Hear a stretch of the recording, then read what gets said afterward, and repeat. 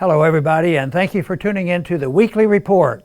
Biden's Syria attack, an actual impeachable offense. Last Thursday, President Biden continued what has sadly become a Washington tradition, bombing Syria.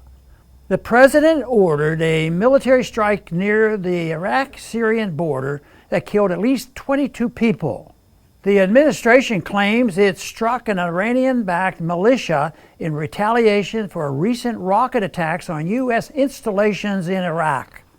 As with Presidents Obama and Trump before him, however, Biden's justification for the U.S. strike and its targets is not credible. And his claim that the U.S. attack would result in a de-escalation in the region is laughable. You cannot bomb your way toward de-escalation. Biden thus joins a shameful club of U.S. leaders whose interventions in the Middle East and Syria specifically have achieved nothing in the U.S. interest but have contributed to the deaths of many thousands of civilians.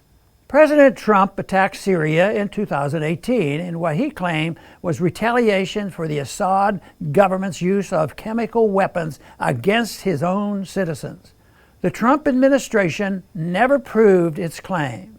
Logic itself suggests how ridiculous it would have been for the Syrian president to have used chemical weapons in that situation where they achieved no military purpose and would almost certainly guarantee further outside attacks against his government. Trump's 2018 attack only added to the misery of the Syrian people who suffered under U.S. sanctions and then suffered President Trump's Assad must go intervention that trained and armed al-Qaeda affiliated groups to overthrow the government. Trump's airstrike on Syria did nothing to further real American interests in the region, but sending in 100 Tomahawk missiles to blow up a few empty buildings did a great deal to further the bottom line of missile-making Raytheon. Interestingly, Biden's Secretary of Defense came to the administration straight from his previous position on the board of, you guessed it, Raytheon. Libertarian educator Tom Woods once quipped that no matter who you vote for, you get John McCain. Perhaps it's also fair to say that no matter who you vote for, you get enriched Raytheon. The Democrats wasted 4 years trying to remove Trump from office under the bogus Russiagate lie and then the equally ridiculous and discredited claim that Trump led an insurrection against the government on January 6th. Yet, when Trump started raining bombs down on Syria with no congressional declaration of war or even authorization, most Democrats stood up and cheered. Left-wing CNN talking head Fareed Zakaria swooned. I think Donald Trump became President of the United States last night. In fact, initiating a war against a country that did not attack and does not threaten the United States without congressional authority is an impeachable offense.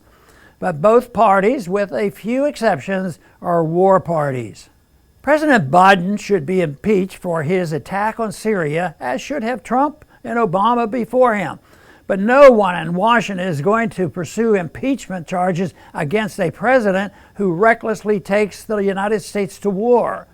War greases Washington's wheels. Isn't it strange how we've heard nothing about ISIS for the past couple of years, but suddenly the mainstream media tells us the ISIS is back and on the march? When President Biden says America is back, what he really means is the party is back for war, as if they ever left. Thanks for listening.